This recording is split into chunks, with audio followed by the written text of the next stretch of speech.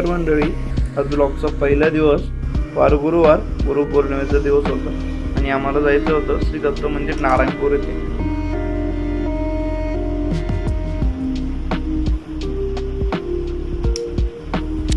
पटपट आवरलं आणि निघलो.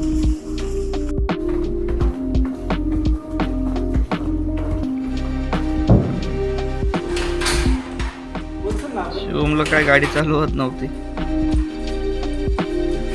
शिवमला गाडी सुरू आहे ना, म्हणून माझे प्रयत्न सुरू झाले.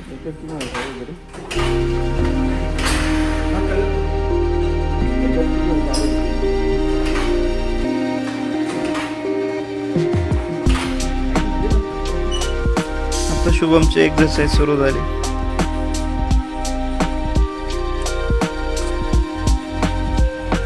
शेवटी धक्का देत गाडी सुरू केली.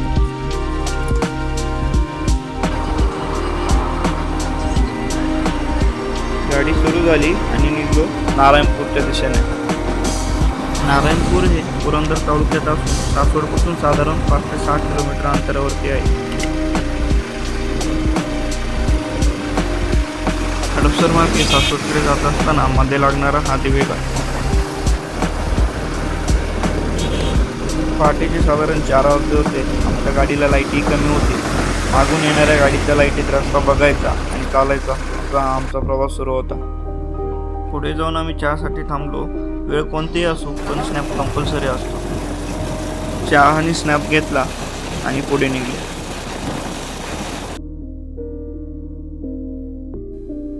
आणि शेवटी आम्ही पोहोचलो नारायणपूर येथे. पहाटेचे 4:30 वाजलेत. मंदिरापासून साधारण 1 किलोमीटर मागणंच रस्त्याच्या बाजूला गाड्या लागलेल्या आहेत. बघू शकता तुम्ही, सर्वत्र फक्त गाड्याच दिसत आहेत.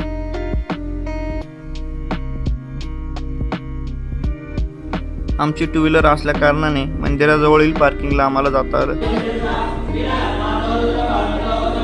गुरुपौर्णिमा आणि गुरुवार असल्या कारणाने ते मोठ्या प्रमाणात गर्दी होते.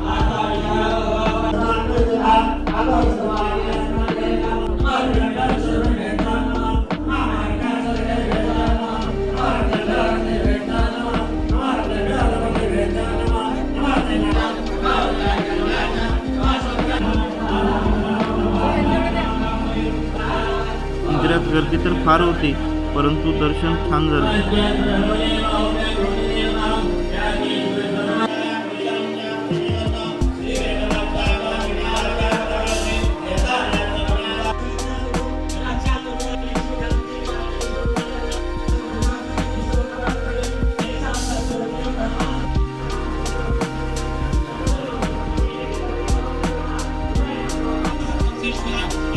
मंदिरात होणारी गर्दी हळूहळू वाढतच चालली होती.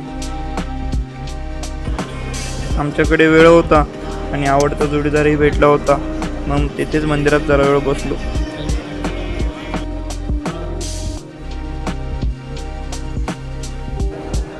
काही वेळानंतर मंदिरात बसण्यासाठी देखील जागा शिल्लक नव्हती, इतकी गर्दी झाली होती.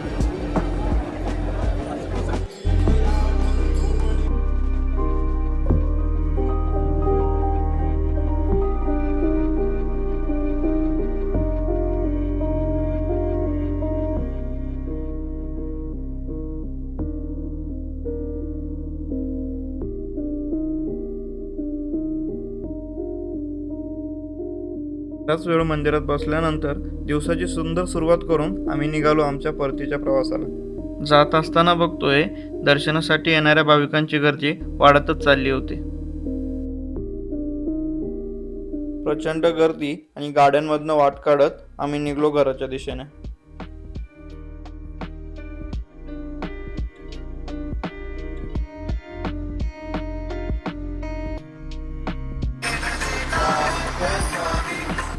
दिवसाची सुरुवात भक्तिमय झाली होती, त्यामुळे शिवम तर खूपच भक्तिमय झाला होता.